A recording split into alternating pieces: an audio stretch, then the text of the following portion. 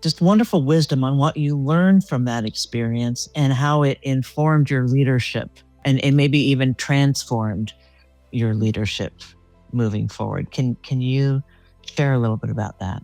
Well, I think it goes back to the controllables, not controllables, and also reactions, right? I started to reflect about, even I was younger when I took on a leadership role at Wells Fargo, and I recognized that I was probably a little fiery sometimes or thought something was a bigger deal than what it was. And then I started to recognize in the grand scheme of things, a lot of the things I would get fired up about wasn't really that big of a deal. And the ability to control your reaction is probably the biggest power you could have over something.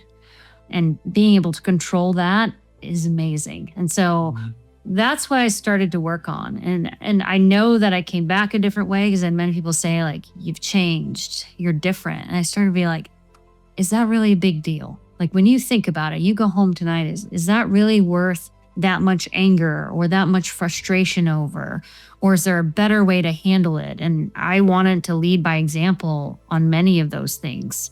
Because, I probably was the first back in the day to fire off that email or pick up that phone call. And then I started to realize that's just not how I wanted to conduct it anymore. Now, behind the scenes, I still might get a little fiery, but it's not how I'm going to handle it